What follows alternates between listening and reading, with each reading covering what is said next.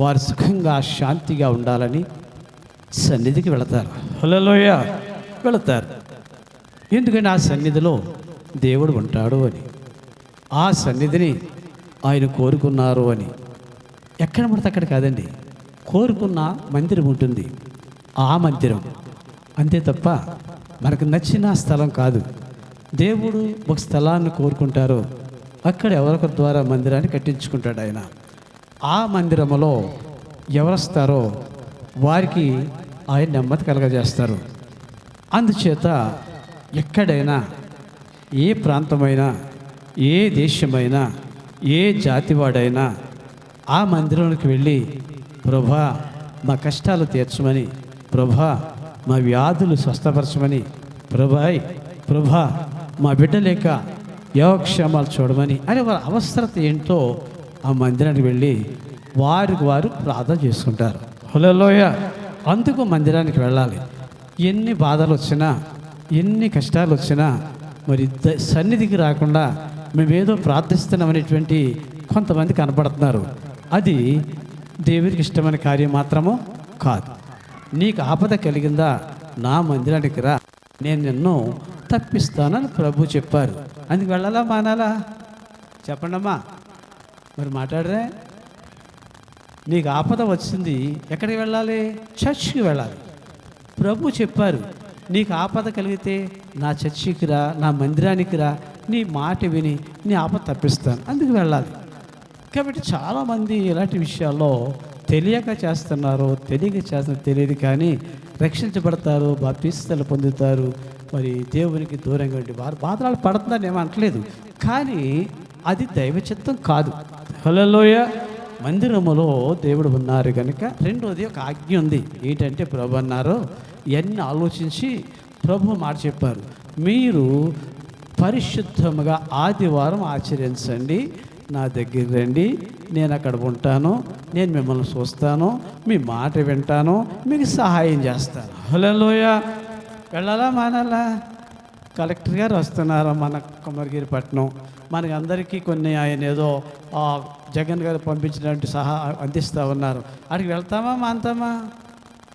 ఏంటమ్మా, వెళ్ళకుండా జగన్ అటుకుని నిలుస్తాడా జగన్ గారు? వెళ్తాం. ఎందుకంటే అక్కడ ప్రభుత్వం వాటర్, అలాగే ప్రభు చెప్పాడు, ఒక రోజు నిర్ణయించారు, ఆ రోజుని మనం అక్కడే వెళ్ళాలంతే. హల్లెలూయా. వెళ్ళకపోతే నష్టపోయేది మనమే. హల్లెలూయా. ఆయన చెప్పినట్లు చేయకపోతే మనమే నష్టపోతాం. నష్టపోతే ఎవరు నష్టపోతారు? అయితే మేము ఎందుకు అంటామంటే, ఇక్కడ మేము దీని మీద ఒక కాపరిగా నియమించాడు దేవుడు. నా పిల్లల్ని కాయండి, నా పిల్లల మాట వినకపోయినా, నా పిల్లలు సరిగా లేకపోయినా వాళ్ళకి చెప్పండి అని మమ్మల్ని పెట్టారు కనుక ఆయన మాట ప్రకారంగా నేను మీకు చెప్తున్నాను. హల్లెలూయా. అంతే తప్ప మేము దానికి మాత్రం ఏమాత్రం కాదు. దేవుడు చెప్పినట్లుగా నా పిల్లల్ని కాయండి అన్నాడు. నా గొర్రెల్ని కాయండి, నా పిల్లల్ని కాయండి. మేము కాపరిలం, మిమ్మల్ని కాయడానికి నియమించబడే పాలేరులో మేము. హల్లెలూయా. మీ సేవ చేయడానికి దేవుడు మమ్మల్ని నియమించుకున్నారు. ఆయన పిల్లలైనా మీ సేవ నిమిత్తమై దేవుడు మమ్మల్ని పెట్టారు. మీకు సేవ చేయడానికి, అంటే మీ యోగక్షేమాలు చూడడానికి, మీకు ప్రార్థించడానికి, మీరు దారి తప్పినప్పుడు మంచి మాటలు చెప్పడానికి, అదే సమయంలో మీ కొరకు ప్రార్థన మమ్మల్ని పెట్టారు. కాబట్టి ఈ పని మేము చేస్తున్నాను. హల్లెలూయా.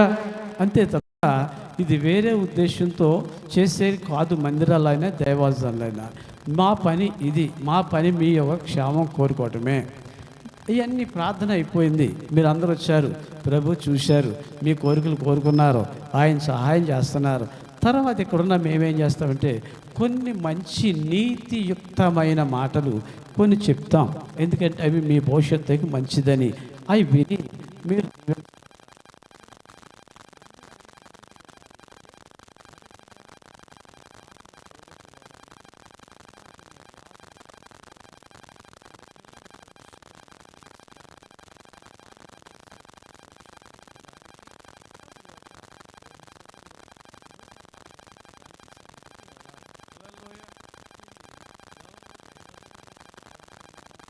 శ్వాసలు బలవంతంగానో అన్నది వెళ్ళనక్కర్లేదు.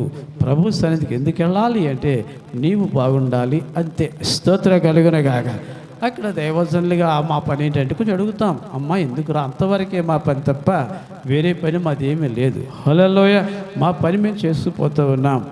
కాబట్టి దేవుని బిడ్డలుగా సన్నిధికి వెళ్ళటానికి ఎందుకు అంటే, దేవుడు అక్కడ ఉన్నాడు కనుక నీ బాధ పోతుంది కనుక, నీ కష్టం తీరుతుంది కనుక, నీ వ్యాధికి స్వస్థత కలుగుతుంది కనుక ఆయన దగ్గరికి వెళ్ళి చెప్పుకోవాలి. అందుకే ఆదివారం మందిరానికి వెళ్ళాలి.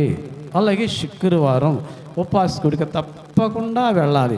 ప్రభు చెప్పారు, ఉపాస దినం చెప్పండి, వారందరిని పిలవండి, వారి పిల్లల్ని పిలవండి, ఆఖరికి పాలు తాగే పిల్లను కూడా ఉపాసుకోవడానికి పిలవండి అని చెప్పారు. అందుకే మేము చెప్తున్నాం, అది మీరు చేసి దీవించబడతారని మరోసారి నేను జ్ఞాపం చేస్తున్నాను. హల్లెలూయా. సంఘము నిమిత్తం ప్రార్థించండి, మా కొరకు ప్రార్థించండి. ఈ మాటలు ఒకవేళ మీకు నిజమే అనిపిస్తే క్రమంగా పాలు పంచుకోండి. హల్లెలూయా. దేవునికి మహిమ కలుగును గాక. మంచిది. మరి బల్లారాధన మరి మే నెల మొదటి వారంలో జరుపుకోవాలి.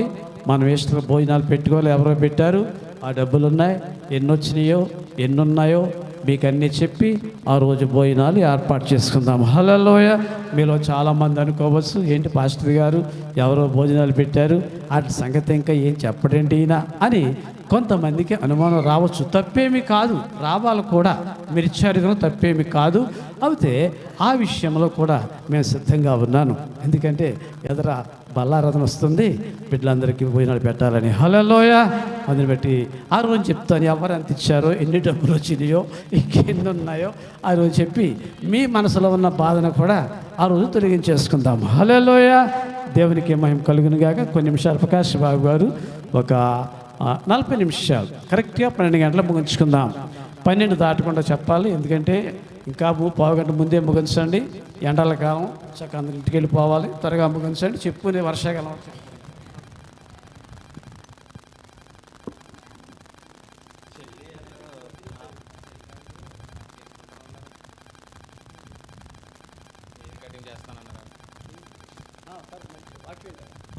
Praise the lord. దేవునికి మహిమ కలుగును గాక. ఒకసారి 2 చేతులు పైకెత్తి దేవునికి స్తోత్రం చెప్పండి గట్టిగా.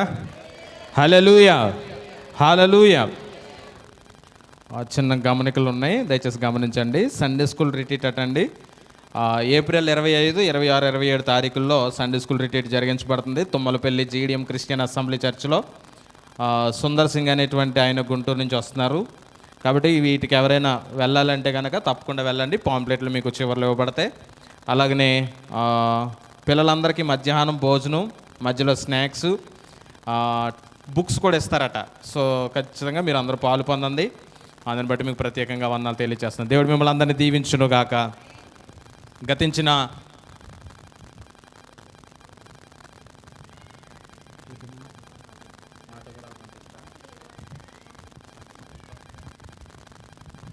ఎవరైనా వెళ్ళేలా ఉంటే కనుక ఆటో కూడా ఇక్కడ ఉంటుందట. సో ఖచ్చితంగా ఎవరైనా వెళ్తాము, సండే స్కూల్కి సెలవులే కాబట్టి పంపిస్తామని అనుకుంటే ఆటో కూడా వాళ్ళు అరేంజ్ చేస్తారట. దయచేసి గమనించండి ఈ మా గమనికలు కూడా. దేవుడు మన ప్రతి అవసరమును తీర్చును గాక. మంచిది. ప్రియమైనటువంటి దేవుని బిడ్డలారా, మరొక ఆదివారం మీతో కలుసుకొని ప్రభు నామాన్ని స్తుతించడానికి, మీ అందరితో ఇలా కలుసుకొని దేవుని నామాన్ని మహిమ చేయడానికి తండ్రి అయినటువంటి దేవుడు నాకును మనందరికి ఇచ్చిన మంచి సమయాన్ని బట్టి ప్రభుని ఎంతగానో స్తుతిస్తూ ఉన్నాను. ఆయన నామాన్ని మహిమపరుస్తున్నాను. అందరూ బాగున్నారండి? అందరం బాగున్నాం అన్న వాళ్ళందరూ ఒకసారి గట్టిగా 2 చేతులు పైకి చాపి దేవునికి ఘనమైనటువంటి ఒక స్తోత్రం చెప్పండి. హల్లెలూయా, హల్లెలూయా. గతించిన వారాలన్నిటిలో దేవుడు మనల్ని కాపాడి భద్రపరిచి ఆయురారోగ్యాలు ఇచ్చి క్షేమాన్నిచ్చి సంపూర్ణమైనటువంటి జీవితాన్ని దయచేసి ఆశీర్వాదకరమైనటువంటి పరిస్థితుల్లో దేవుడు మనకిచ్చిన విధానమును బట్టి ప్రభువుని ఎంతగానో స్తుతిస్తున్నాను. బయట కూర్చున్న వారికి, లోపల కూర్చున్న వాళ్ళకి, లైవ్లో వింటున్నటువంటి వారికి అందరికీ క్రీస్తు పేరట ప్రత్యేకంగా వందనాలు తెలియజేస్తున్నాను. అందరిని దేవుడు దీవించునో గాక. దేవుడు మీ కుటుంబాలను ఆశీర్వదించునో గాక. ఈరోజు దేవుని యొక్క వాక్యాన్ని చదవబడినటువంటి ధ్యానాంశము నుంచే మనం ఆలోచన చేద్దాం. చదవబడినటువంటి లేఖన వాక్యము కీర్తనల గ్రంథము 62వ సంకీర్తన 2 మొదటి వచనము 2వ వచనాన్ని కూడా మనం చదువుకుందాం. దయచేసి బైబిల్ గ్రంథాలు కలిగినటువంటి వారు జాగ్రత్తగా ఈ పదాలు చూడాలని ప్రభు పేరట తెలియజేస్తున్నాను. చదువుదాం ధ్యానాంశముగా. నా ప్రాణము దేవుని నమ్ముకొని మౌనముగా ఉన్నది, ఆయన వలన నాకు రక్షణ కలుగును. ఆయనే నా ఆశ్రయదుర్గము, ఆయనే నా రక్షణకర్త. దేవునికి స్తోత్రం చెప్పండి గట్టిగా. హల్లెలూయా, హల్లెలూయా. పరిశుద్ధము నమ్మకమునైన మా ప్రియ పరలోకపు కన్న తండ్రి, నీ ఘనమైన శ్రేష్టమైన ఉన్నతమైన నామానికి వందనాలయ్యా. ఈ ఉదయకాలమందు నీ ఎదుట, సమాజం ఎదుట నిలబడి నీ మాటలు అందించడానికి సిద్ధపడుతూ ఉండగా సమయోచితమైనటువంటి జ్ఞానమును దయచేయండి. వినిపింపబడుతున్న ప్రతి మాట కేవలము నీ మాటగా నీ పిల్లలు అర్థం చేసుకున్నైనా దాని ప్రకారం జీవించడానికి కావలసినటువంటి ఆత్మీయ శక్తిని, ఆత్మీయమైనటువంటి ఆలోచనలు మా అందరికి మీరు దయచేయమని, నైనా నీ వాక్యమును పట్టుకొని నీ సిలువ చాటును నేను వెళ్ళిపోతూ ఉన్నాను. నీవే నీ ప్రజలందరితో మీరు మాట్లాడి వారిని బలపరిచి సంఘానికి, సమాజానికి కావలసినటువంటి మాటలు మీరే మాట్లాడి బలపరచుమని మా పదుడైన యేసయ్య వారి పరమైన నామములో ఈ ప్రార్థన మనవులు అడిగి వేడుకుంటున్నాము తండ్రి. చెప్పండి ఒకగా ఆమేనని. ప్రియమైనటువంటి దేవుని బిడ్డలారా, చదవబడినటువంటి లేఖన వాక్యంలో ఒక అద్భుతమైనటువంటి మాట, ఆయనే నా ఆశ్రయ దుర్గము. ఆశ్రయ దుర్గమైనటువంటి దేవుడు ఆయన. దావీదు మహారాజు గారు ఆయన ఎన్నో ఆలోచనలు కలిగి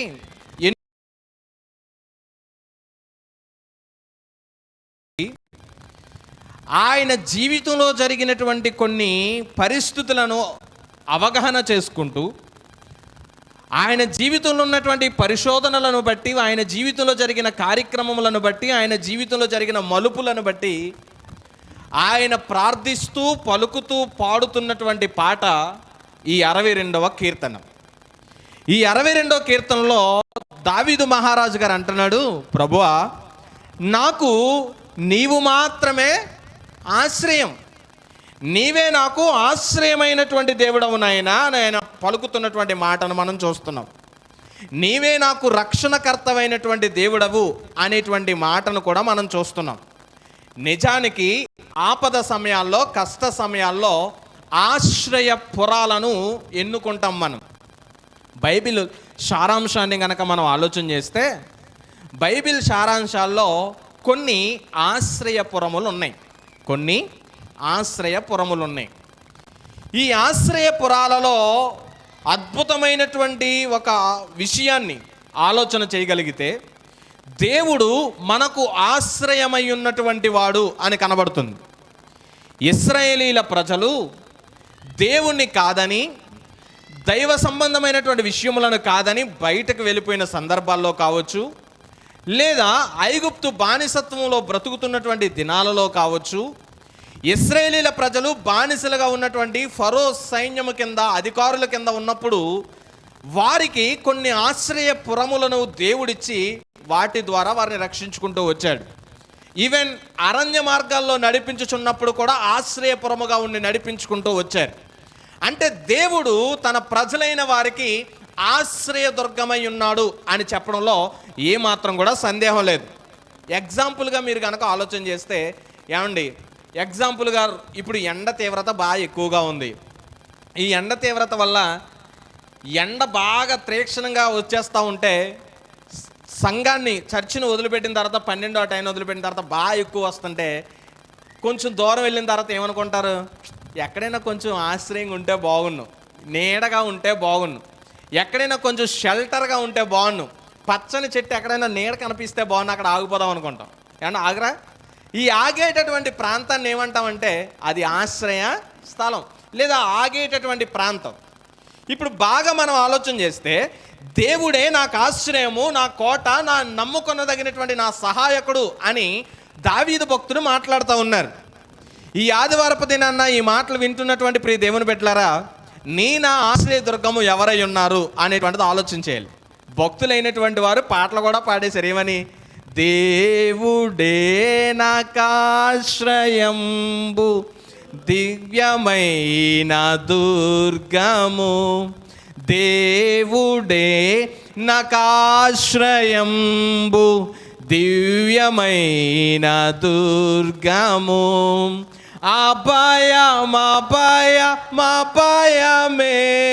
అభయమేపుడా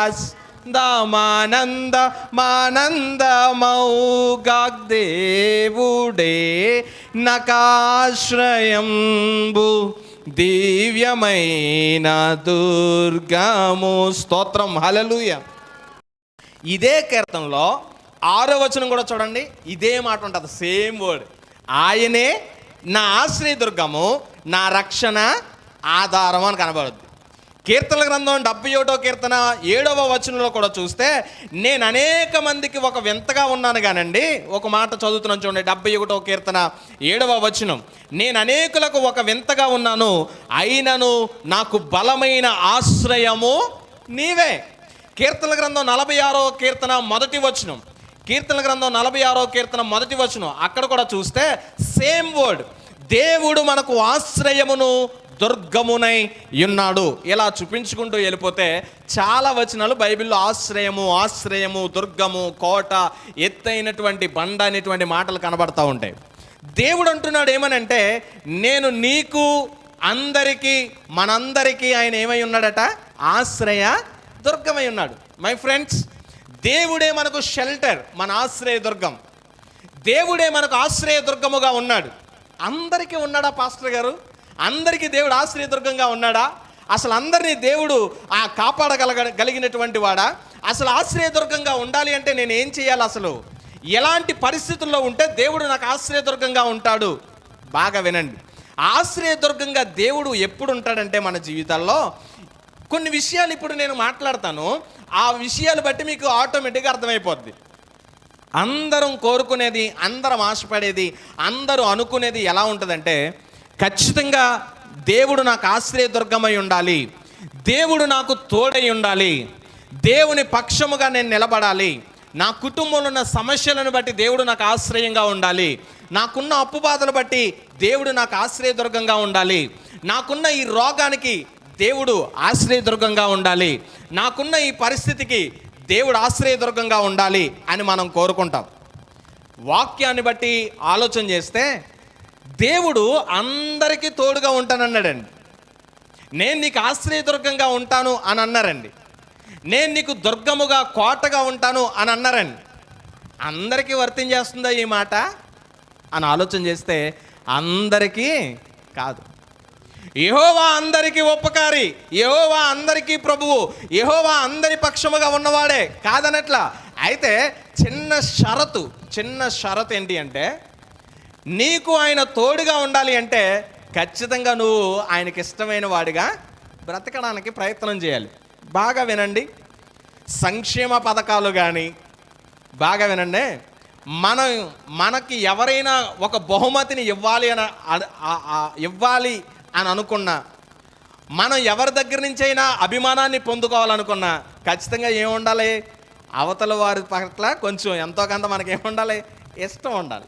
అవతల వాళ్ళ పట్ల మనం ఎంతో కొంత ఏదో ఒక ప్రేమను చూపించడం జరిగి ఉండాలి. వారిని మనం ఆశ్రయముగా ఎన్నుకోగలిగితే, వారిని మనం ప్రేమించగలిగితే, వారిని మనం ఒప్పుకోగలిగితే ఖచ్చితంగా వాళ్ళు మనతోడుగా ఆశ్రయదుర్గంగా ఎల్లవేళలా మనతో పాటు ఉంటారు. వాక్యాన్ని బట్టి నేను మాట్లాడుతున్నాను. దేవుడు అంటున్నాడు, నువ్వు నాకు ఎట్లా ఉన్నా కానీ, నీ పరిస్థితి ఎలా ఉన్నా కానీ, నువ్వేం చేసినా కానీ నేను నీకు ఆశ్రయదుర్గంగానే ఉంటాను. అయితే చిన్న షరత్ ఏంటంటే, నేను ఆశ్రయదుర్గంగా నీకు ఉండాలంటే నువ్వు చేయాల్సిన పనులు కూడా ఉన్నాయి, మనం కూడా చేయాల్సిన పనులు ఉన్నాయట. అవేంటో చూద్దాం. వాటిని చెప్పి నా అంశాన్ని నేను ముగింపులోనికి తీసుకొచ్చేస్తాను. కీర్తనల గ్రంథము 61వ కీర్తన 4వ వచనం దగ్గరికి రండి. 4వ వచనం దగ్గరికి ఏం చేయాలి మనం? ఆయన మనకు ఆశ్రయదుర్గముగా ఉండాలంటే మానవుడైనటువంటి వ్యక్తి ఏం చేస్తే బాగుంటుంది? దావీదు అంటున్నాడు, ప్రభువా నీవే నాకు ఆశ్రయదుర్గము, నా కోట అనంటే, మరి మానవులుగా దావీదంతటి మహాభక్తి పరులు మనం కాకపోయినా వారి కోవను, వారిని అనుసరిస్తున్నటువంటి వారిలో మానవులుగా ఉన్నటువంటి మనం ఏ ఆశ్రయదుర్గంగా ఉండాలంటే ఏం చేయాలి? కీర్తనల గ్రంథము 61వ సంకీర్తన 4వ వచనం చదువుదాం ఒకసారి. యుగ యుగములు నేను నీ గుడారములో నివసించదను, నీ రెక్కల చాటున దాగుకొందును. దేవునికి స్తోత్రం చెప్పండి, హల్లెలూయా. యుగ యుగములు నేను నీ గుడారములో నివసించదను, నీ రెక్కల చాటున నేనేమవుతాను? దాగుకుంటాను అంటున్నాడు దేవుడు. ఈ మాటను ఆలోచన చేస్తే మన ఆశ్రయ స్థానము ఎక్కడ ఉండాలి? ఇప్పుడు ఆయన గుడారములో ఉండాలి. ఆయన గుడారములో నివసించిన వారిని ఆయన ఏం చేస్తాడట? కాపాడుకుంటా ఉంటాడు, ఆశ్రయాన్ని ఇస్తాడు. ఆయన గుడారములో మనం రాగలిగితే, ఆయన గుడారములో మనం నివసించగలిగితే, ఆయన దగ్గర మనం ఉండగలిగితే, ఆయన మనల్ని తన కౌగిటిలో తన రెక్కల చోటున దాచుకునేటటువంటి దేవుడు. బాగా వినండి, దావీదు అనేటువంటి మహారాజుని, దావీదు అనేటువంటి ఆ వ్యక్తిని దేవుడు ఎందుకంత హెచ్చించారు అని ఆలోచన చేస్తే, దేవుడు అంత ఉన్నత స్థానానికి ఎందుకు పెట్టారు అని ఆలోచన చేస్తే, దేవునికి ఆయన ఫుల్ఫిల్డ్గా సమర్పించుకున్నాడు కాబట్టి, దేవుని సన్నిధిలో ఉండేటటువంటి భాగ్యాన్ని అతను ఇష్టపడ్డాడు కాబట్టి, దేవుని సన్నిధిలో ఉండడానికి ఆయత్తపడ్డాడు కాబట్టి, నిరంతరము ఎక్కడున్నా, ఏ ప్రాంతంలో ఉన్నా, ఏ పనిలో ఉన్నా, ఎలాంటి గడ్డు పరిస్థితులు తనకు ఎదురవుతున్నా దేవుని గుడారములో నివసించేటటువంటి భాగ్యాన్ని ఎన్నుకున్నాడు కాబట్టి. దావీదు గారికి ఎంత ఆసక్తి అంటే, వినండి, చాలా అమూల్యమైనటువంటి విషయాలు చెప్తాను మీకు. దావీదు గారికి దేవుని గుడారము, దేవుని మందిరం అంటే ఎంత ఆసక్తి అంటే, ఆనాటి దినాల్లో మందిరాలు లేకపోతుంటే, ఇప్పుడంటే పుట్టగొడుగుల్లాగా గెలిచిపోయి ఎవరు పడితే వాళ్ళు ఎక్కడ పడితే అక్కడ దేవుని మందిరాలు. కానీ ఆనాటి దినాల్లో దేవుని మందిరం లేకపోతే దావీదు అనేటువంటి మహారాజు తనకున్న సమస్తాన్ని హెచ్చించి దేవుని మందిరాన్ని కట్టడానికి పూనుకున్నాడు. తన గుడారాన్ని, దేవుని మందిరాన్ని ఏర్పాటు చేయడానికి పూనుకున్నాడు. వినండి బాగా, ఆ దావీదులో ఉన్నటువంటి ఆ యొక్క అద్భుతమైనటువంటి ప్రేమ, అనురాగం ఏదైతే ఉందో, ఆ దేవుని దగ్గర నివసించాలనేటువంటి తపన ఏదైతే ఉందో, దానిని బట్టే దేవుడు ఆయన్ని కాపాడుకుంటూ తీసుకొచ్చాడు. ఎన్ని సందర్భాల్లో కాపాడాడు ఆయన్ని? సింహాల బారి నుంచి, ఎలుగుబంట్ల బారి నుంచి, 6 మూరల జానడు ఎత్తున్నటువంటి గొల్యాతు దగ్గర నుంచి, సర్వ సమూహ సైన్యాధిపతుల దగ్గర నుంచి, దేశాల్లో ఉన్నటువంటి రాజుల దగ్గర నుంచి, తనతో ఉన్నటువంటి చుట్టూ ఉన్నటువంటి వారే తనకి వ్యతిరేకత కలుగుతున్నటువంటి ఆ పరిస్థితుల్లో నుంచి, తన సైన్యంలో ఉన్న ఒక వ్యక్తే తన వెనకాల నుంచి దావీదు చీ పో అని తిడుతూ ఉన్నప్పటికీ అందరినీ కూడా దేవపూరితముగా దైవ సన్నిధిలో ప్రేమించుకుంటూ నడిపించుకుంటూ తీసుకొచ్చాడు. కాబట్టి దేవుని పట్ల విశ్వాసంతో ఉన్నాడు కాబట్టి అతన్ని దేవుడు కాపాడుకుంటూ నడిపించుకుంటూ తీసుకొచ్చాడండి. ఈ ఉదయకాలంలో నీవు నేను ఆశ్రయ స్థానంగా, నీవే నాకు ఆశ్రయం ప్రభువా అని మనం ఒప్పుకోగలిగితే ప్రతి బాధ, ప్రతి కష్టం నుంచి మనల్ని కాపాడగలిగినటువంటి దేవుడు. వినండి బాగా, దావీదుని దేవుడు ఎన్నుకుని అధికారాన్ని ఇచ్చి, అంతస్తునిచ్చి, వైభోగాన్నిచ్చి, రాజుగా నిలబెట్టినటువంటి అధికారం ఎందుకంటే గుడారములో నివసించడానికి ఇష్టపడినటువంటి అనుభవం కాబట్టి, దేవుని సన్నిధిలో ఉండడానికి ఇష్టపడినటువంటి పరిస్థితి కాబట్టి, యుగ యుగాలు, ఒకరోజు కాదనైనా యుగ యుగాలు నీ గుడారంలో నేను ఏం చేస్తాను? నివసిస్తానని దావీదు అంటున్నాడు. అతనికి ఉన్నటువంటి ఆశ అది. కరెక్ట్గా 2-3 గంటలు దేవుని ఆలయంలో కూర్చోగలమండి మనం? ఏమంటే 2-3 గంటలు దేవుని దగ్గర కూర్చోగలుగుతాం? పాస్టర్ గారండి మరి ఎండ వచ్చేసిందని మరి అర్జెంటుగా వదిలేయాలి మీరు మమ్మల్ని, లేకపోతే మాకు ఆకలేసేస్తుందండి, లేకపోతే మా పరిస్థితులు బాగోలేదండి, నాకే అసలు ఒంట్లో పోగదండి, అయినా కూడా వచ్చి అలా ఏదో కూర్చుంటానండి, మీరేమో మొదలెడితేనేమో ఆపరం. ఏమండి? కాబట్టి మరి ఏం చేస్తాం? వెళ్ళిపోతామండి. మంచిదినైనా, మంచిది బాబు, మేమేమనగలం? దావీదు అంటున్నాడు ఏమన్నా తెలుసా? ప్రభువా, యుగ యుగాలు నీ సన్నిధిలో, అంటే నీ గుడారములో నివసించడానికి నేను ఇష్టపడతానయ్యా. నీ రెక్కల చోటన నన్ను కాపాడు. నిన్ను భద్రపరిచే దేవుడు ఆయన. నీకు శ్రమ రాకుండా, ఆపద రాకుండా, కష్టం రాకుండా, ఏ బాధ కలగకుండా తన రెక్కల చోటన నిన్ను కాపాడతాడు. బాగా వినండి, ఒక కోడి తన పిల్లల్ని ఎలా కాపాడుకుంటుందో అట్లా కాపాడుతాడు నీ దేవుడు. నిన్ను కాపాడుతున్నారా లేదా? అంటే కోడి కాపాడుకుంటుందా లేదా తన పిల్లల్ని? ఏ కాకినైనా, ఏ రాపొందునైనా, ఏ గ్రద్దనైనా రానేస్తుందా? పరిగట్టుకొని చూస్తుంటుంది. ఒక అల్లరి పిల్ల ఉంటుంది, అటు ఇటు తిరుగుతుంటుంది, బయటకు వచ్చి నేను చూసేస్తా బయట ఏముందో అని రెక్కల్లో నుంచి బయటకు వచ్చేస్తుంటుంది. అది ఎక్కడ పారిపోతున్నా సరే గబగబా వెళ్ళి ఎదురాడి పోరాడి కాపాడుతుంది తన రెక్కల చోటన. ఎప్పుడైతే రెక్కల్లోనికి వచ్చేస్తాయో ఇంకా ఏ కాకి కానీ, ఏ గ్రద్ద కానీ, ఏది కూడా వాటి జోలికి దేవుడు అంటున్నాడు, నీకున్న శ్రమ, నీ కష్టం, నీ బాధ, నీకున్న ఇబ్బంది ఏదో నువ్వు ఇతరులకి చెప్పలేవేమో, మనుషులకి చెప్పలేవేమో, లేకపోతే ప్రజలకేం చెప్పలేవేమో, దీనికి కూడా చెప్పలేకపోతున్నావేమో, సమాజంలో కూడా చెప్పుకోలేకపోతున్నావేమో, కుటుంబానికి కూడా చెప్పుకోలేకపోతున్నావేమో. అయితే విను, నిన్ను నా రెక్కల చోటన కాపాడి భద్రపరుస్తాను, నేను నిన్ను ఆదుకుంటాను, నేను నిన్ను కాపాడుకునేటటువంటి దేవుణ్ణి అంటున్నాడు ఆయన. 61వ కీర్తన 4వ వచనంలో ఆ మాట్లాడుతున్నటువంటి మాట అదే కదా. నీ రెక్కల చాటున, అంటే ఎవరు? నా రెక్కలు, దేవుని రెక్కల చాటున దాక్కుంటాం మనం. ఇంకా ఏ ఆపద కష్టం ఉండదు మనకి. ఈ మధ్యలో బాగా ట్రెండింగ్ అయినటువంటి పాట, ఏం పాట అది? నీ సన్నిధానములో సంపూర్ణ సంతోషం, నిన్నారాధించుకొనే విలువైన అవకాశం.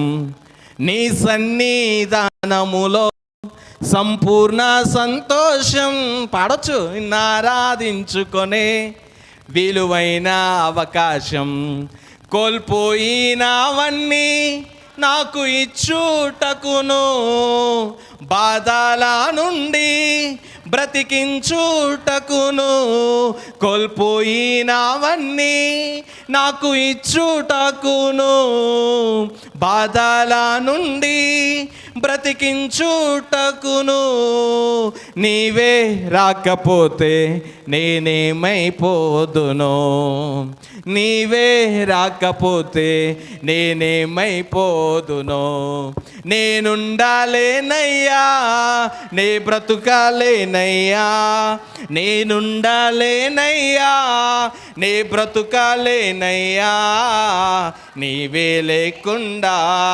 నేనుండాలేనయ్యా, నీ తోడే లేకుండా నే బ్రతుకాలేనయ్యా.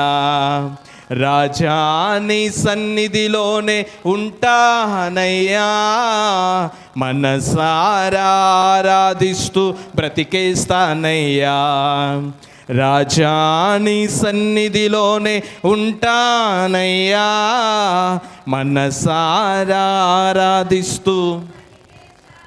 గట్టిగా స్తోత్రం చెప్పండి, ఇంకొంచెం గట్టిగా.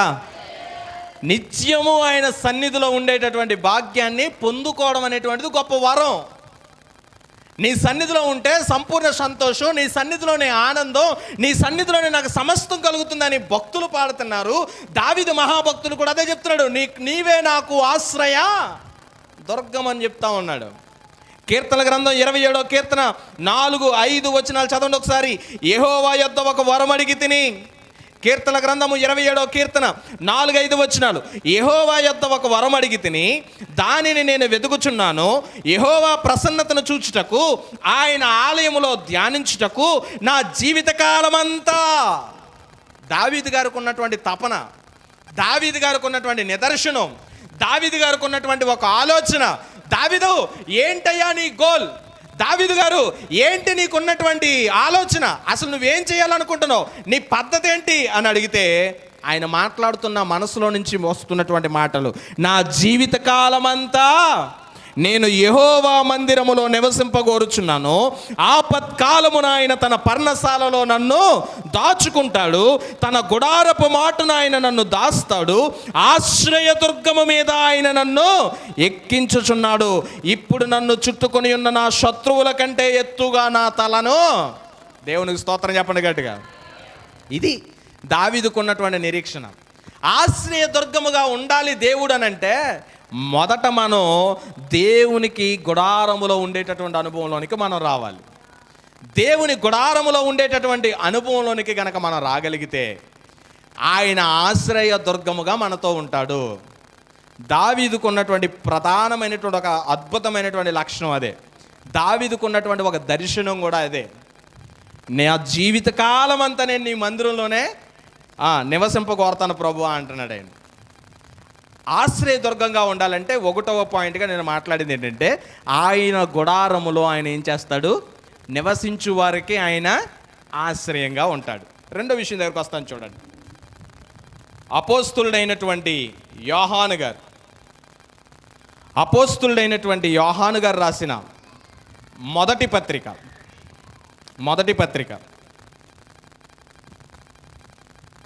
అపోస్తులుడైనటువంటి యోహాను గారు రాసిన మొదటి పత్రిక, మొదటి అధ్యాయము 1వ వచనం నుంచి 3 వచనాలు గనక మనం చూస్తే, జీవవాక్యమును గూర్చి ఆది నుండి ఏది వింటిమో, మేమేది కన్నులారా ఏది చూచితిమో, ఏది నిదానించి కనుగొంటిమో, మా చేతులు దేనిని తాకి చూచినో అది మీకు తెలియజేయుచున్నాము. ఆ జీవము ప్రత్యక్షమాయెను, తండ్రి యొద్ద నుండి మాకు ప్రత్యక్షమైన ఆ నిత్య జీవము మేము చూచి ఆ జీవమును గురించి సాక్ష్యమించుచు దానిని మీకు తెలియపరచుచున్నాము. ఈ పాయింట్ బాగా అండర్లైన్ చేయండి.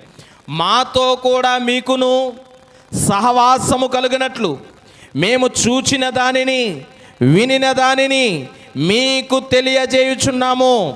మన సహవాసమైతే తండ్రితో కూడాను ఆయన కుమారుడైన యేసుక్రీస్తుతో కూడాను ఉన్నది. మన సంతోషము పరిపూర్ణమగుటకై మేమీ సంగతులను రాయుచున్నాము. దేవునికి స్తోత్రం చెప్పండి. హల్లెలూయా. వాక్యం అంటుందండి, మాతో కూడా మీకును సహవాసం కలుగునట్లు మేము చూచిన దానిని వినిన దానిని మీకు తెలియజేస్తున్నాం. మన సహవాసం అయితే ఎవరితో ఉండాలి? దేవునితోనూ తండ్రితోనూ తన కుమారుడైన యేసుక్రీస్తుతో కూడా ఉండాలి. అప్పుడు మీ సంతోషం ఏమవుద్ది? సంపూర్ణం అవుతుంది. నువ్వు ఆశ్రయ దుర్గముగా నీ దేవుడు కావాలని అనుకుంటే 2వ పాయింట్ ఏంటంటే, తండ్రితోనూ తన కుమారునితోనూ సహవాసంలో ఉండాలి. దేవునికి స్తోత్రం చెప్పండి. నీకు దేవుడు ఆశ్రయంగా ఉండాలి, నీ పక్కన నిలబడాలి, నీ కోటగా ఉండాలి, నీ శ్రమలో తోడుగుండాలంటే నీ సహవాసం అంటే నీ ఫ్రెండ్షిప్ అంటే నీకున్నటువంటి ఆ బంధం ఎవరితో ఉండాలట? తండ్రితోనూ ఉండాలి, కుమారుతోనూ సహవాసంలో ఉండాలి. బాగా వినండి. మానవుడు పాడైపోవడానికి కారణం ఏంటి? సహవాస దోషం. ఒక మానవుడు తన జీవితాన్ని దారి తప్పిపోవడానికి, ఒక యవనస్తుడు తన జీవితాన్ని దారి తప్పిపోవడానికి, ఒక చదువుకుంటున్న పిల్లాడు జీవితాన్ని పాడు చేసుకోవడానికి కారణం ఏంటి అంటే సహవాస దోషం. ఫ్రెండ్షిప్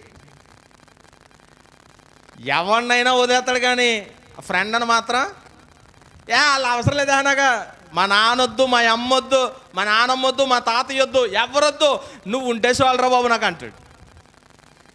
ఒరే వాళ్ళు నా కష్టంలో నన్ను ఏమీ ఆదుకోవట్లేదురా, వాళ్ళు నన్ను చూడట్లేదు, నువ్వు మాట్లాడుతున్నావు నాకు ధైర్యాన్ని ఇస్తున్నావు అంటాడు. ఏంటా ధైర్యం? వీడికి ఎంతకైనా ఏముండదు, ఈ డబ్బులు వీడి చేత ఖర్చు పెట్టించడమే ఆడి ధైర్యం. సహవాస దోషం. చూడండి, పెద్దలు అంటారు 6 నెలలు వీడితో సహవాసం చేస్తే వాడు వీడైపోయి. మన ఫ్రెండ్షిప్ ఎవరితో మనం చేస్తామనేటువంటిది బాగా మీరు గమనించుకోవాలి. సాంగత్యం వల్ల, ఫ్రెండ్షిప్ వల్ల ఇక్కడ బైబిల్ గ్రంథంలో మాట్లాడుతుంది, నేను నీకు ఆశ్రయదుర్గంగా ఆశ్రయపురంగా నేను ఉంటాను. అయితే నువ్వేం చేయాలో తెలుసా? నీ సహవాసం అయితే తండ్రితో అంటే నా దేవుడైనటువంటి యెహోవాతోనూ అలాగే తన కుమారుడైన యేసుక్రీస్తు ప్రభు వారితో నీ ఫ్రెండ్షిప్ ఉండాలని దేవుడు కోరుకున్నాడు. స్నేహితుడిగా ఉండాలని కోరుకున్నాడు. నువ్వు నాతో ఫ్రెండ్షిప్ చేయాలి అని దేవుడు ఆశపడుతున్నాడు. మై ఫ్రెండ్, దేవునితో సహవాసంలో నువ్వు ఉన్నావా? ఒక అద్భుతమైనటువంటి 2 జీవితాలు మీ ముందు పెడతాను, బాగా వినండి. ఒక వ్యక్తి చాలా మంచి క్రమంలో బ్రతుకుతున్నాడు.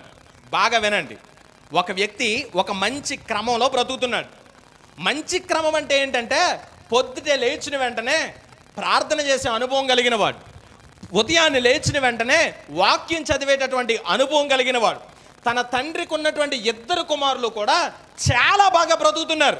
ఎంత బాగా బ్రతుకుతున్నటువంటి టైంలో ఫ్రెండ్స్ వచ్చారు వాడి జీవితంలోకి. తన స్నేహితుడు వచ్చాడు, స్నేహితులు ఎంటర్ అయ్యారు. ఇప్పటి నుంచి ఎలా మారిపోయాడో తెలుసా? సరైన క్రమంలో ఉన్నటువంటి ఆ బిడ్డ కొన్ని రోజుల క్రమంలో స్నేహితుల ఏర్పాటును వల్ల, సహవాసం వల్ల పాడైపోయాడు. తండ్రి మాటను పక్కన పెట్టేశాడు, తండ్రి చెప్పిన పనులు చేయడం మానేశాడు, కుటుంబానికి ఇష్టం లేని జీవితాన్ని బ్రతకడం మొదలెట్టాడు. ఏమైందో ఏంటో తెలీదు. ఒకరోజు నాన్న దగ్గరికి డైరెక్ట్గా వచ్చాడు. ఏయ్ నాన్న, నువ్వేం చేయాలో తెలుసా? నాకెంత ఆస్తుందో నీ ఆస్తిలో సగం నాకు పంచిపెట్టే అర్జెంటుగా, మా అన్నది నాది అన్నాడు. అంతే. తండ్రి ఏం చేస్తాడు? ఒరే నువ్వు దూరం అయిపోవడం నాకు ఇష్టం లేదు అబ్బాయి, ఇక్కడే ఉండాలి నువ్వు అని మొంకు పెట్టినా వాడు చేసిన అల్లరి బట్టి 2గా చీల్చి ఇది నీది అని 2 కేసు పంచిపెట్టి ఇచ్చేసాడు. ఆస్తిని తీసుకున్నాడు, ఫ్రెండ్స్ని చూసుకున్నాడు, ఇక్కడుంటే నాకు సెట్ అవ్వట్లేదు అనుకున్నాడు, వెళ్ళిపోయాడు దూర ప్రాంతం. శుభ్రంగా ఎంజాయ్ చేయడం మొదలుపెట్టాడు. మంచి క్రమములో ఉన్నటువంటి వ్యక్తి సహవాస దోషం వల్ల తండ్రికి దూరం అయ్యాడు, కుటుంబానికి దూరం అయ్యాడు, ప్రేమకు దూరం అయ్యాడు, అన్నిటికి దూరం అయిపోయి బయట బ్రతకడం మొదలుపెట్టాడు. చాలా కష్టాలు పడుతున్నాడు, చాలా శ్రమలు పడుతున్నాడు. ఉన్న డబ్బు ఒక్కొక్కటిగా అయిపోవడం మొదలెట్టింది. ఒక్కొక్క స్నేహితుడు దూరం అయిపోవడం మొదలుపెట్టారు. అందరూ దూరం అయిపోయారు. డబ్బంతా ఖాళీ అయిపోయింది. ఎవరంటారు ఎంతకైనా అతను? మనం చెప్పుకుంది ఏమన్నా బైబిల్లో ఉందంటారా? చిన్న కుమారుడు తప్పిపోయిన కుమారుడు అతను ఏం చేశాడు? నా తండ్రి వద్దు, నాకు నా తండ్రి దగ్గర ఉంటే సంతోషం లేదు, నా తండ్రి దగ్గర ఉంటే ఆనందం లేదు, అయ్య బాబాయ్ నేను ఇక్కడ బ్రతకలేను, నేను సెపరేట్గా ఉంటానని దూరం అయిపోయాడండి. సహవాసం, ఫ్రెండ్స్ వల్ల దూరం అయిపోయాడు తండ్రికి. బాగా వినండి, నీ స్నేహితులు బట్టి నీ కుటుంబానికి దూరం అయిపోతున్నావా?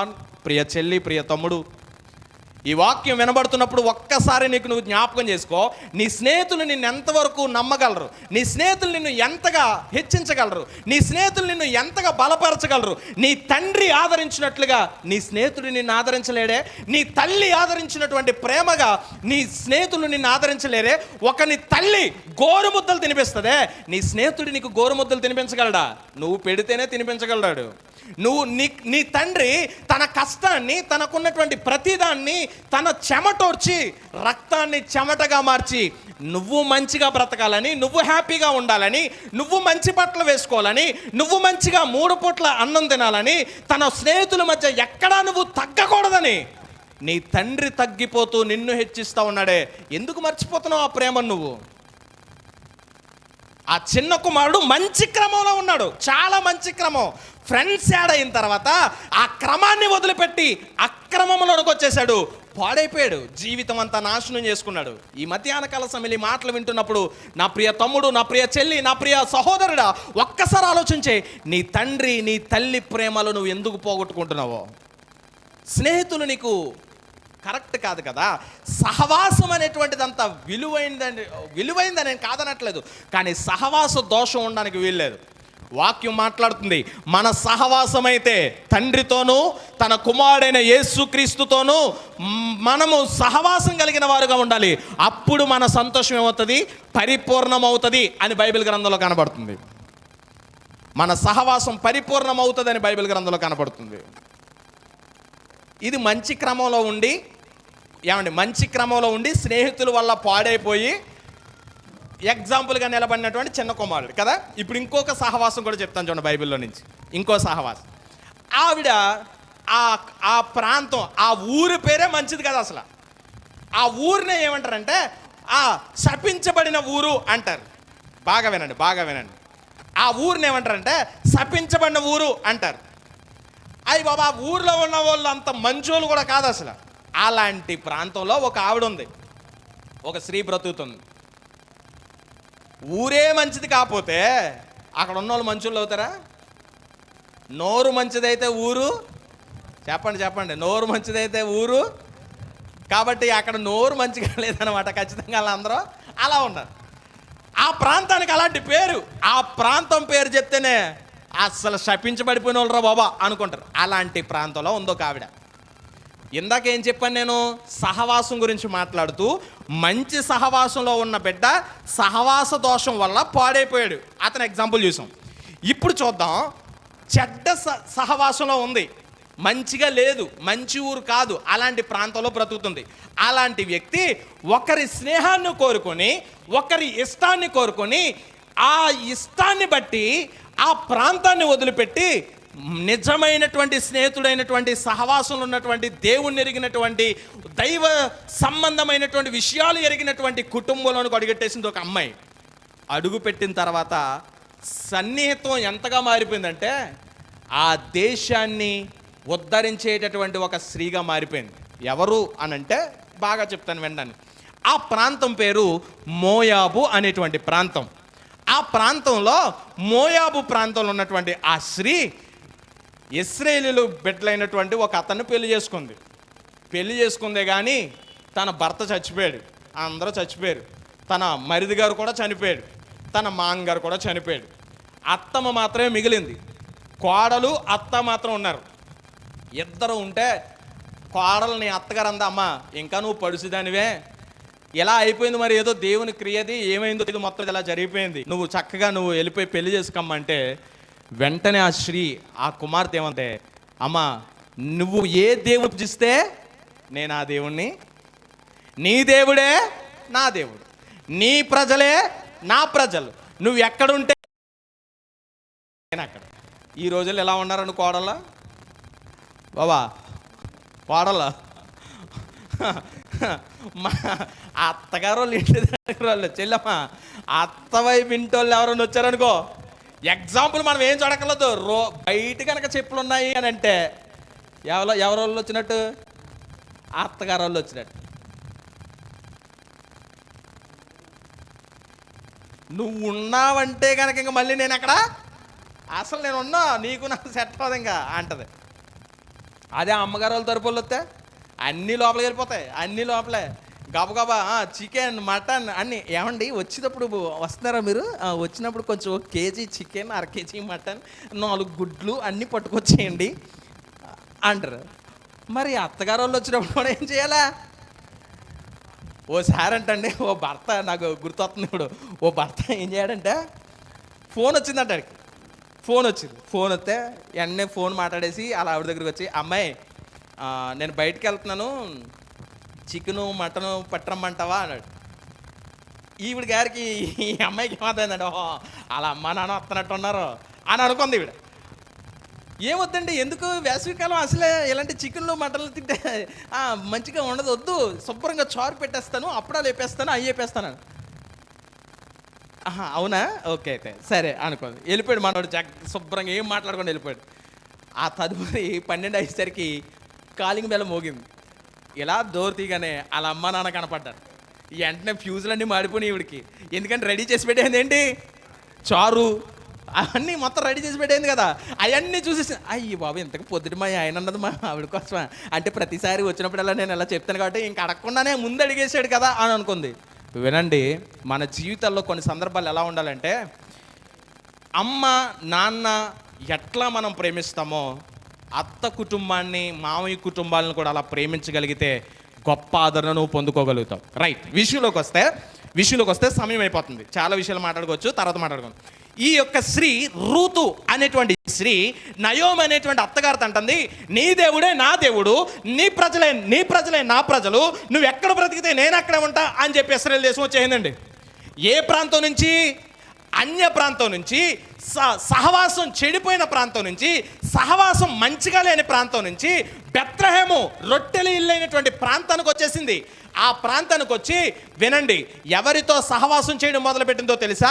బోయజు అనేటువంటి వ్యక్తితో సహవాసం చేయడం మొదలుపెట్టింది. రూతు అనేటువంటి ఆమెతో సహవాసం చేయడం మొదలుపెట్టింది. వీరు దేవుని బిడ్డలు, దేవునితో సహవాసం ఉన్నారు కాబట్టి మంచిగా నేర్పించారు, మంచి విషయాలు నేర్పిస్తూ ఉన్నారు. ఆ కళ్లెములోనే అక్కడే ఉండి పని చేసుకునేది, అక్కడే భోజనం చేసేది, అక్కడే పానము చేసేది. ఈవెన్ ఆ బోయాజు గారిని వివాహం చేసుకోవడానికి దేవుడు అవకాశాన్ని, అనుమతినిచ్చారు. దేవునికి స్తోత్రం చెప్పండి. బాగా వినండి, సహవాసం అనేటువంటిది చాలా ఇంపార్టెంట్. సహవాసం అనేటువంటిదే చాలా ఇంపార్టెంట్. నీ సహవాసం ఎవరితో ఉంది? అన్యులైనటువంటి వారితో గనక సహవాసాన్ని చేస్తే, నీ సహవాసం దేవుని బిడ్డలతో కాక, నీ సహవాసం దేవుని ఎరిగిన వారితో కాకుండా, నీ సహవాసం దేవుని బిడ్డలతో కాకుండా కనుకుంటే ఖచ్చితంగా మనం పాడైపోతాం. మన సహవాసం దేవునితోనూ దైవ సంబంధమైనటువంటి బిడ్డలతో మన సహవాసం ఉండాలి.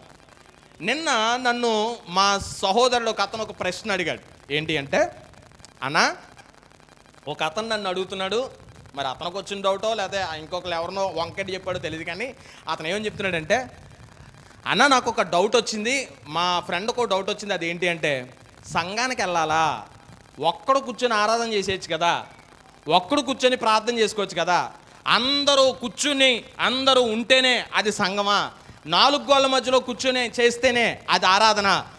నాకు నేనుగా కూర్చుని నేనుగా మోకరించి కన్నీళ్ళు విడిచి ప్రార్థన చేసి మనసులో ఆరాధన చేస్తే అది ఆరాధన కాదా? ఇప్పుడు దానికి మీ సమాధానం ఏంటి అన్నాడు. ఏం చెప్పాలి ఇప్పుడు నేను?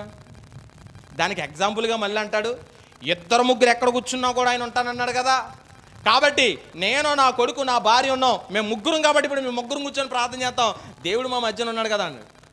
ఇలాంటి వాళ్ళు చాలా ఎక్కువ మంది అయిపోయారండి. బాగా వినండి. ఇలాంటి ప్రశ్నకి నా సమాధానం ఏంటంటే, నేను ఒక కథ చెప్తాను. ఎంతోసేపు చెప్పాను, ముగించేస్తాను, అయిపోయింది, టైం అయిపోయింది కదా, ముగించేస్తాను, వినండి. ఒక్కసారి ఒక ప్రాంతంలో ఓ పాస్టర్ గారిని ఇలాగే వేధించేవాడు ఒక అబ్బాయి. సంఘానికి వచ్చేవాడు కాదు, మా అత్త మీద రాపోతుంటే ఓ రోజు వాకింగ్కి వెళ్తుంటే, చలికాలం టైంలో వాకింగ్కి వెళ్తుంటే పాస్టర్ గారికి దొరికాడు మనవాడు.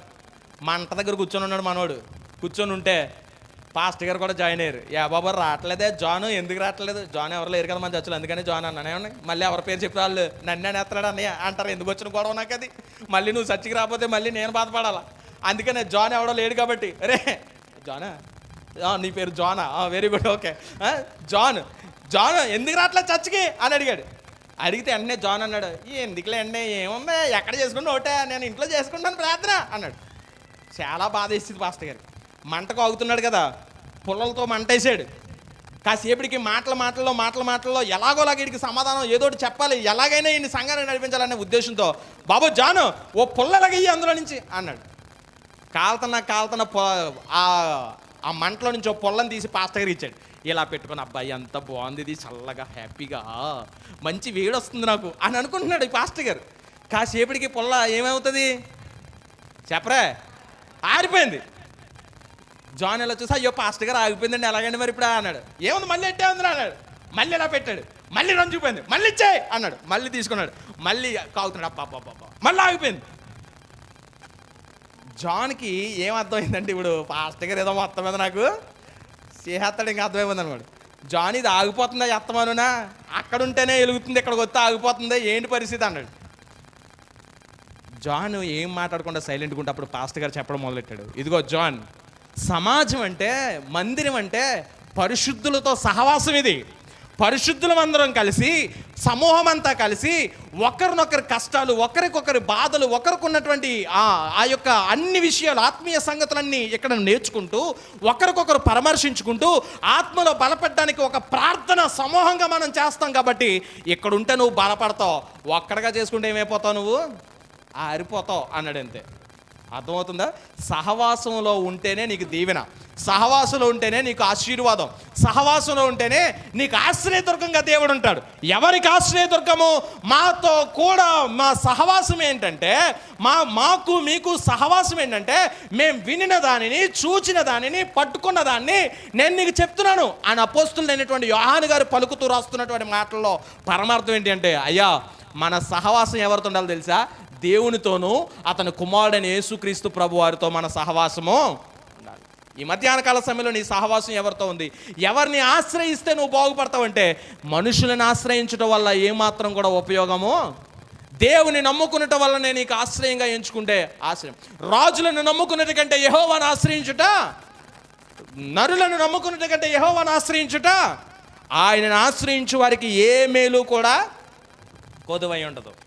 ముగింపులోకి వస్తున్నాను. ఆయన ఆశ్రయించు వారికి ఏ మేలు కొదువై ఉండదు, ఏ మేలు కొదువై ఉండదు.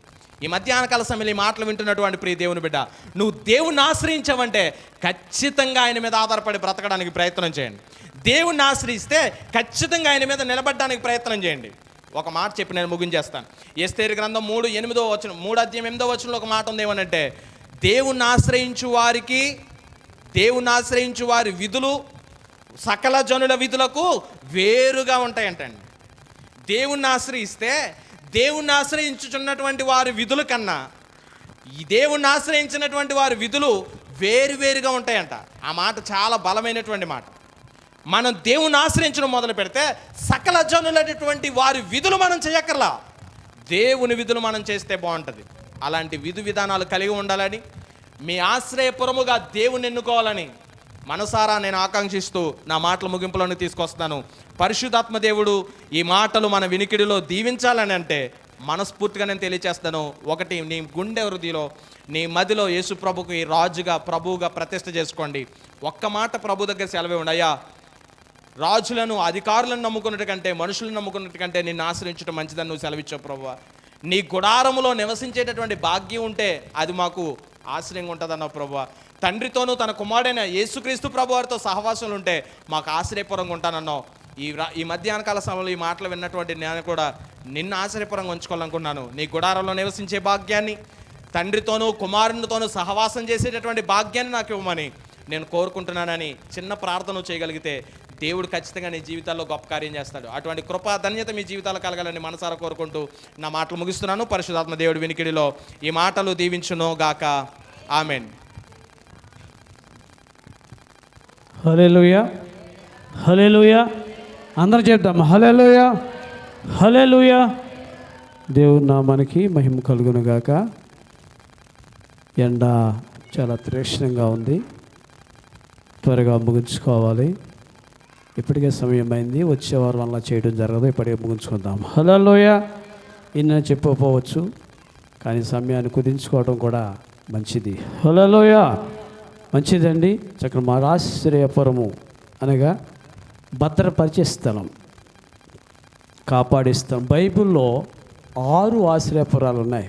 ఇప్పుడు చెప్పట్లేదు, కానీ ఈ ఆశ్రయపురాలు ఎందుకు పెట్టారంటే ఆనాటి కాల ప్రజలకు ఆపదలు కలిగినప్పుడు అక్కడికి వెళితే అక్కడ వాడు తప్పించబడేవారు, కష్టములో, బాధల్లో, వ్యాధులు. ఆటి ఆశ్రయ దుర్గాలు బైబిల్ గ్రంథంలో 6 ఆశ్రయపురాలు ఉన్నాయి.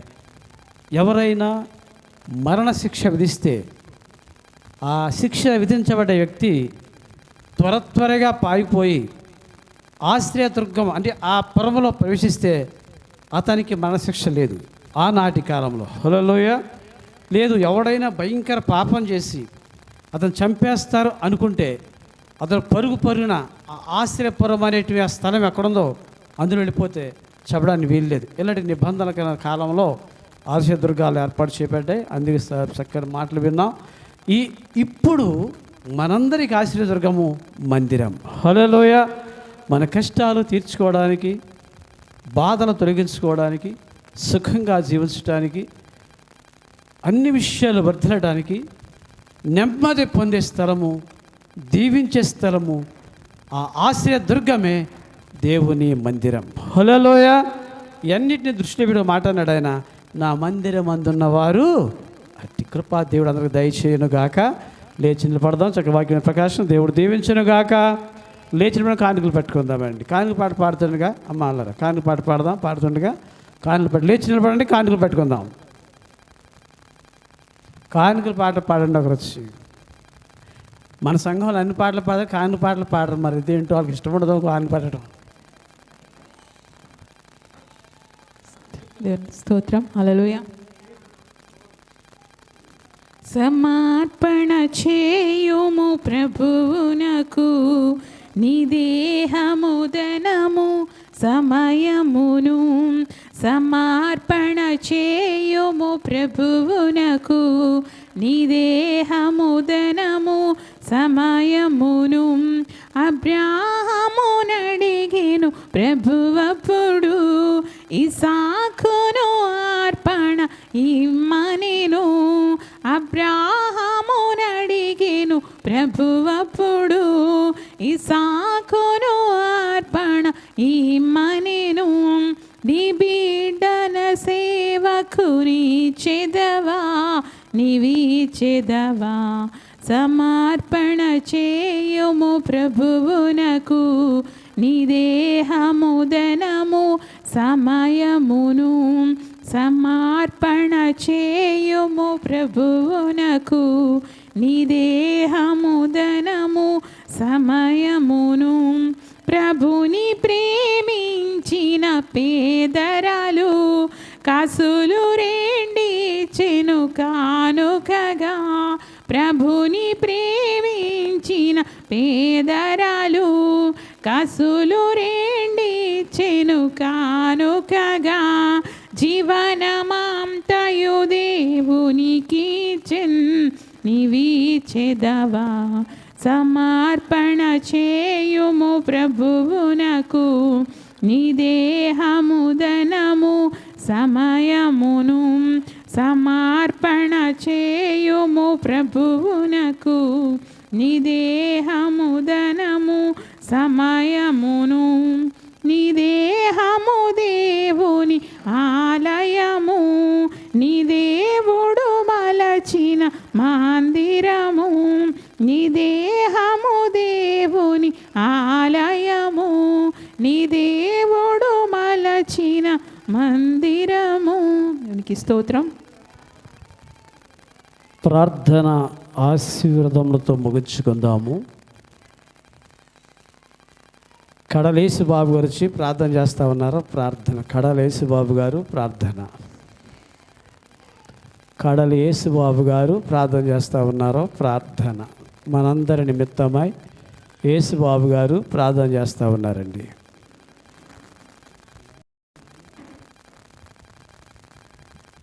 యేసు బాబు గారు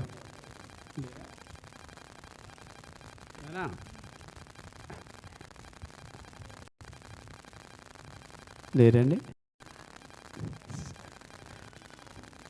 సూర్యం గారు వచ్చి ప్రార్థన చేస్తూ ఉన్నారు. ప్రార్థన పాతపాటి సూర్యం గారు ప్రార్థన చేస్తూ ఉన్నారు. ప్రార్థన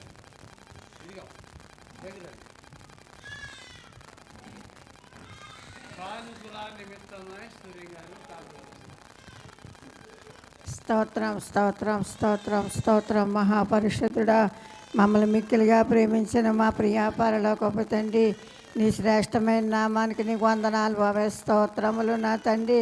నాయనా నా ప్రభు, ఇదిగో ఆదివారం నా తండ్రి అయా నీ సన్నిధిలో ఉన్నాం ప్రభు. ఆయా ప్రారంభంగా నా తండ్రి నాయన ఈ ముగింపు వరకు నా తండ్రి మీరు మాకు తోడుగా ఉన్నారు ప్రభు. అయ్యా మరి పాటల్లో మీరున్నారు, వాక్యంలో మీరున్నారు, సాక్ష్యాల్లో మీరున్నారు తండ్రి. మీకు వందనాలు స్తోత్రములు ప్రభు. మరి నైనా వాక్యం చెప్పిన ప్రకాష్ బాబుని మీరు జ్ఞాపకం చేసుకోండి ప్రభు. ఇచ్చిన 2 బిడ్డలని భార్య అని నా తండ్రి అయ్యా మీరు జ్ఞాపకం చేసుకోండి ప్రభు. మీకు వందనాలు స్తోత్రములు నాయన. అలాగే నాయన దైవజనులు మీరు జ్ఞాపకం చేసుకోండి ప్రభు. అయా కంటి ఆపరేషన్ విషయంలో మీరు తోడుగా ఉన్నారు తండ్రి. అయా ఇంకా చూపు విషయంలోనైనా చక్కగా జరిగేలాగా మీరు కృప దయచేయండి ప్రభు. నీకు వందనాలు స్తోత్రములు ప్రభు. అయినా ఇదిగో నేను వచ్చిన బిడ్డలను నాయన పేరు చప్పున నాయన మీరు జ్ఞాపకం చేసుకోండి ప్రభు. అయా మంచి ఎండాకాలంలో ఉన్నాం నా తండ్రి. అయా వృద్ధుల్ని బాలుల్ని అందరినీ కూడా ప్రభు అయా మీరు జ్ఞాపకం చేసుకోండి, మీకు ఆపుదాలు ఉంచండి ప్రభు. అయా తిరిగి గృహాలకు వెళ్ళినప్పుడు నా తండ్రి అయా మీరు ఎండతనం కాకుండా చల్లదనం దయచేసి ప్రభు అయా సురక్షితంగా మీరు గృహాలకు చేరుతారని యేసు పరిశుద్ధ నామములో అడిగి వేడుకుంటున్నాను పరమ తండ్రి. ఆమేన్. ఈ సమయం ముందు అమ్మ తీసుకురండి అమ్మ. ఆఖరి పనిచేసే ముందు మరి బిడ్డకు పుట్టిన వెంట్రుకలు తీయాలట. తీసుకురండి అమ్మ. చిన్న ప్రార్థన, ఆఖరి ప్రార్థన చేసుకుందాం. చిన్నబాబులారు కత్తిరి పెట్టుకొచ్చారమ్మా. చిన్న ప్రార్థన. మరి అభిషేక్ని, నీ పేరేంటి, ఏం పెట్టారమ్మా? అదే పేరా? నీ పేరేంటి? శ్రీదేవి. అభిషేక్ శ్రీదేవిని ప్రేమించి 2 బిడ్డలు ఇచ్చారు. అందులో ఆఖరి బిడ్డకు ఈరోజు ఈ పుట్టి వెంట్రుకలు తీసి ఆశకడిగి వారి మందిరానికి వచ్చారు. తండ్రి కుమార పరిశుద్ధాత్మ నామంలో వెంట్రుక తీయబడుతున్న చిన్న ప్రార్థన. సకల ఆశీర్వాదములకు కారణభూతుడా మా యేసు ప్రభా, మీ పరిశుద్ధ పాదములకు వందనాలయ్య. అభిషేక్ అయ్యా శ్రీదేవిని ప్రేమించి ఇచ్చినటువంటి 2వ కుమార్తెను బట్టి వందనాలు. ఇదిగో నీ కృప ద్వారా ఇంతవరకు కాచి కాపాడి భద్రపరిచి ఆయుర ఆరోగ్యంలో దయచేసిన విధానానికి వందనాలు. అయితే ఈ పుట్టి వెంట్రుకలు తొలగించటానే మా హిందూ దేశపు సాంప్రదాయంలో ఒక ప్రాధాన్యత కలిగి ఉంది.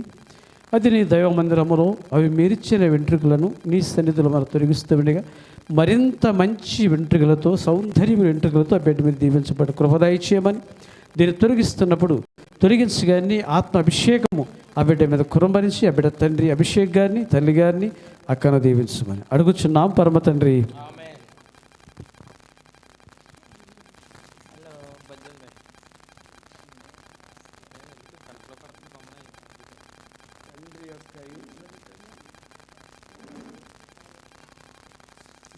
తండ్రి యొక్క కుమారుని యొక్క పరిశుద్ధాత్మ నామమున ఆమేన్.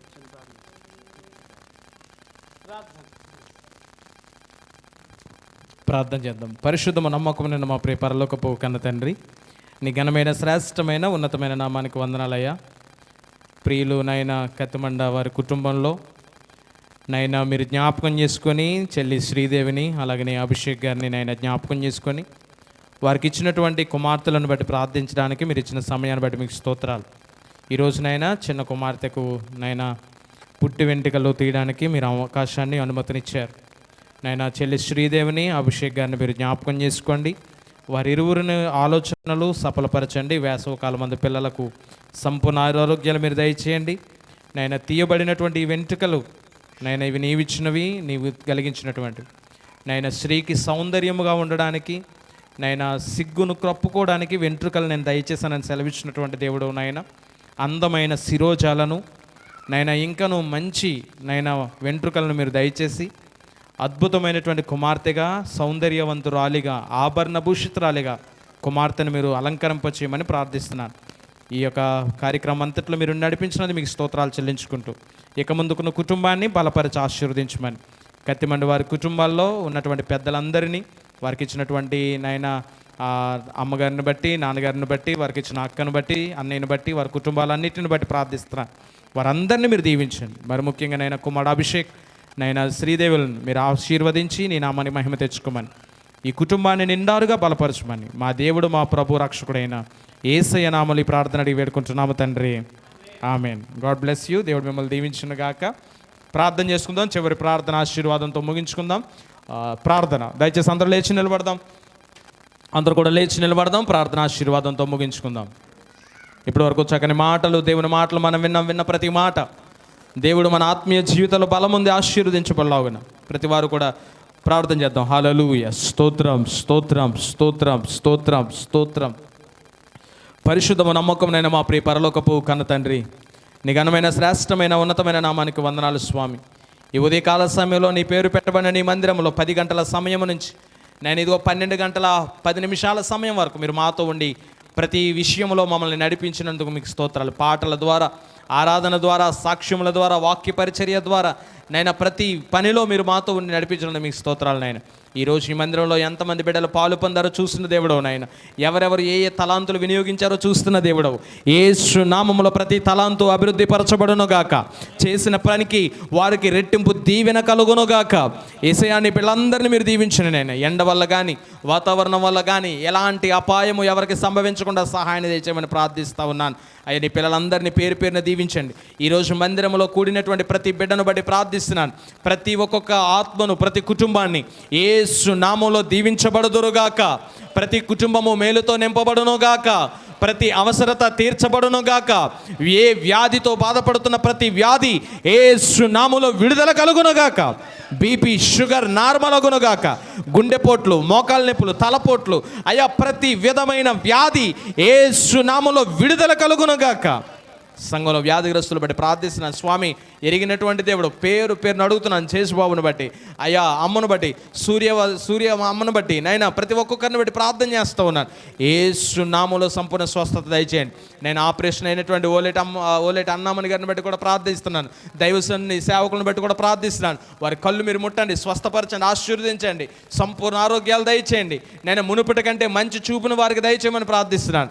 నేను ఈ సంఘంలో నిలబడిన ప్రతి బిడ్డను బట్టి ప్రార్థిస్తున్నాను. నేను సుదూర ప్రాంతాల్లో, నేను దుబాయ్, మస్కట్, కువైట్, నైనా ఇజ్రాయెల్ అనేక ప్రాంతాల్లో నీ పిల్లలు ఉన్నారు. అయా వింటున్నాం వార్తలు, దుబాయ్లో బీభత్సమైనటువంటి వర్షాలు కురుస్తున్నాయని వింటున్నాం. నైనా ప్రాంతంలో ఉన్న ప్రతి బిడ్డను జ్ఞాపకం చేసుకోండి. యేసు నామములోనైనా వారి కుటుంబాలన్నింటినీ కాపాడి భద్రపరిచి ఆరోగ్యాలతో ఉంచమని ప్రార్థిస్తున్నాను. అక్కడ ఉండి చేస్తున్నాను అన్ని పనుల్లో మీరు కాపాడండి, భద్రపరచండి. ఎవరెవరు ఎక్కడెక్కడ పనులు చేస్తున్నారో సంఘం ద్వారా వెళ్ళి ఆ ప్రాంతాలన్నింటిలో మీరు వారిని కాపాడి భద్రపరచండి. అయినా తెలిసి తెలియకుండా వస్తున్న ప్రతి ఆపద నుంచి మీరు తప్పించమని ప్రార్థిస్తున్నాను. అయ్యా ప్రతి వారిని నిండారుగా మీరు దీవించండి ప్రభువా. అయ్యా ప్రయాణాలు చేస్తున్న పిల్లల బట్టి ప్రార్థిస్తున్నాను. వారి ప్రయాణాలు సుఖవంతమైనటువంటి ప్రయాణాలు మీరు వారికి దయచేయండి. నైనా చిన్నపిల్లల బట్టి ప్రార్థిస్తున్నాను స్వామి. ప్రతి చిన్న బిడ్డను వేసవి కాలంలో ఎలాంటి శ్రమ, ఎలాంటి ఆపద పిల్లలకు లేకుండా సహాయం దయచేయండి. నేను పిల్లలందరినీ కాపాడమని ప్రార్థిస్తున్నాను. నేను రేపు మంగళవారం నుంచి సెలవులు ఇస్తున్నారు ప్రభువా. ప్రతి పిల్లాడు, ప్రతి కుమార్తె నేను సిబిసిలో, సండే స్కూల్లో చక్కగా ఎదగడానికి సహాయం దయచేయండి. పిల్లలందరినీ నేను కాపాడి భద్రపరచమని ప్రార్థిస్తున్నాను. ఎగ్జామ్స్ రాస్తున్న పిల్లలందరూ బట్టి ప్రార్థించండి. అయ్యా రేపు నైనా సోమవారం నాడు 10th క్లాస్ రిజల్ట్ వస్తూ ఉండగా నైనా ఎగ్జామ్స్ రాసిన ప్రతి బిడ్డను బట్టి ప్రార్థిస్తున్నాను. నీ చిత్తములో నీ అనుకూలతను బట్టి అద్భుతంగా నీ పిల్లలను ఆశీర్వదించమని ప్రార్థిస్తున్నాను. కోరుకున్న ఆశపడినటువంటి మంచి ర్యాంకులు మీరు వారికి దయచేయమని ప్రార్థిస్తున్నాను. అయా సంఘంలో ఉన్న ప్రతి బిడ్డను బట్టి ప్రార్థిస్తున్నాను ప్రభువా. వ్యాపారాలు చేస్తున్నటువంటి వారిని బట్టి ప్రార్థిస్తున్నాను. వారి వ్యాపారాలు అభివృద్ధి పరచబడును గాక. ఏ చేతి పని వృత్తులు చేస్తున్నారో ప్రతి వృత్తి ప్రతి చేతి పని ఆశీర్వదించబడును గాక. అయా ప్రతి వారిని మీరు దీవించమని ప్రార్థిస్తున్నాను స్వామి. అయ్యా ప్రతి ఒక్కొక్కరిని బట్టి ప్రార్థిస్తున్నాను. వృద్ధ తల్లులను బట్టి ప్రార్థిస్తున్నాను స్వామి. అయ్యా వారికి ఉన్నటువంటి ప్రతి అవసరత మీరు తీర్చండి. వేసవి వల్ల అపాయం ఏమీ లేకుండా సహాయం దయచేయమని ప్రార్థన చేస్తూ ఉన్నాను. ఈ మందిర పరిసర ప్రాంతంలో ఉన్న ప్రతి కుటుంబాన్ని ప్రతి కుటుంబ సభ్యుని జ్ఞాపకం చేసుకోండి. యేసు నామములో ప్రతి కుటుంబము దీవించబడును గాక. ప్రతి కుటుంబ అవసరతలు తీర్చబడును గాక. అయినా మందిరమునకు రాకుండా దూరంగా తిరుగుతున్నారు ప్రభు అనేక మంది.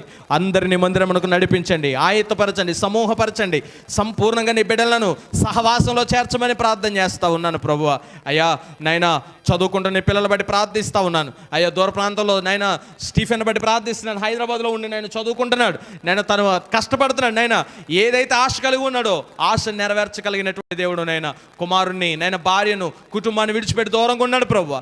సహాయం దయచేయండి, మేలుతో మీరు నింపండి. అయ్యా దూర ప్రాంతంలో ఉన్నటువంటి రోహిత్ గారి కుటుంబాలు బట్టి లైవ్లో వీక్షించినటువంటి ప్రతి కుటుంబాన్ని బట్టి అయ్యా ఎవరెవరు ఏ ఏ కుటుంబాలు ఎక్కడెక్కడ ఉన్నారో అందరినీ బట్టి ప్రార్థిస్తూ ఉన్నాను. సంపూర్ణంగా మీరు దీవించండి. కొడపలో ఉన్నటువంటి కుటుంబాలను బట్టి నైనా చెడుబజ్జలపాలెం నుంచి వచ్చిన కుటుంబాలు బట్టి అయ్యా బండి పరిసర ప్రాంతాల నుంచి వచ్చిన కుటుంబాలు బట్టి అయ్యా ప్రతి ఒక్కొక్కరిని బట్టి ప్రార్థిస్తున్నాను స్వామి.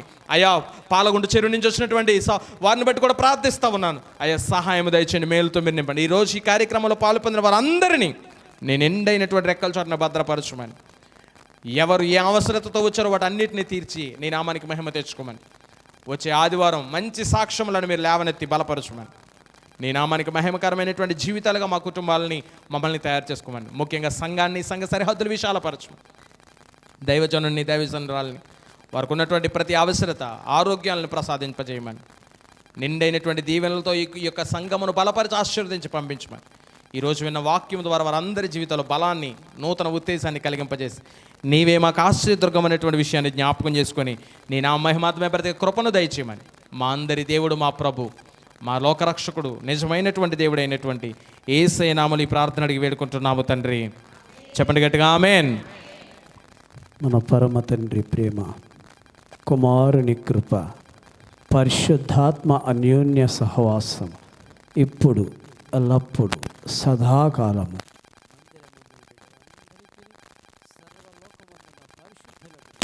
ఈ కృప సదా తోడై కాపాడునుగాక. ఆమేన్ ఆమేన్. అందరికీ వందనాలండి. జాగ్రత్తగా ఎండ వెళ్ళండి, గాల్పుల్లో ఎక్కువగా బయట తిరగకండి, వీలైతే మత్తికి ఇంట్లో ఉండే ప్రయత్నించండి, ఎక్కువగా నీళ్లు తాగే ప్రయత్నించాలని కోరుతూ ఉన్నా.